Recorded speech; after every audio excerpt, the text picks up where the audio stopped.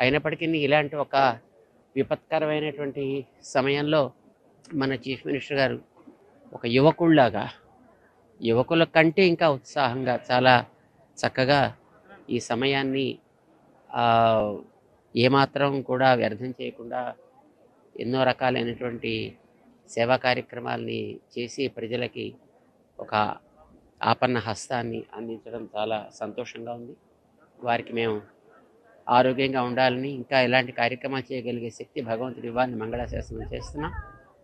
గతంలో విశాఖపట్నంలో హుడ్హుడ్ వచ్చినప్పుడు ఎంత శీఘ్ర గతిలో దాన్ని మళ్ళీ పునరుద్ధరణ చేశారు. ఈసారి ఈ విజయవాడ పరిసర ప్రాంతాలని కూడా అంత శీఘ్రగతిలోనూ మా పునః వాటి యొక్క స్థితికి తీసుకురాగలగడంతో పాటు ఈ 3-4 రోజుల్లో మన సీఎం గారు చేసేటటువంటి ఈ బాధిత పీడిత వ్యక్తుల యొక్క సౌకర్యాలు అయితేనేమి, జాగ్రత్తలు తీసుకునే విషయంలో అయితే వారు చూపించేటటువంటి చొరవ, అర్ధరాత్రులు కూడా వారు తిరిగేటటువంటి ఆ ఓపిక చాలా ఆశ్చర్యాన్ని కలిగిస్తుంది. భగవంతుడు వారికి ఆ శక్తిని మరింతగా ఇచ్చి చక్కగా వారి చేత ఈ కార్యక్రమం బాగా చేయాలి అని మేము ఆశిస్తాం.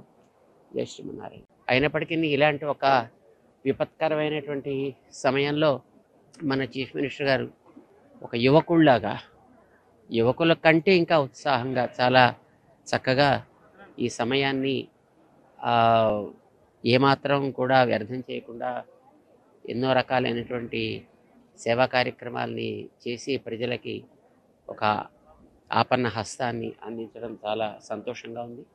వారికి మేము ఆరోగ్యంగా ఉండాలని, ఇంకా ఇలాంటి కార్యక్రమాలు చేయగలిగే శక్తి భగవంతుడు ఇవ్వాలని మంగళాశాసనం చేస్తున్నాం.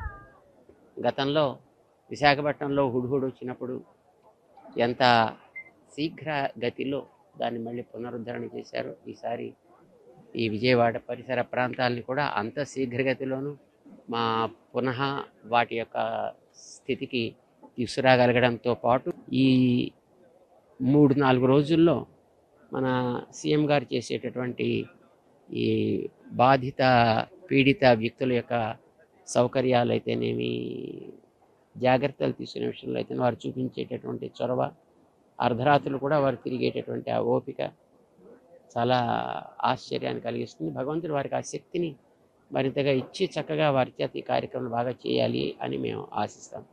జై శ్రీమన్నారాయణ.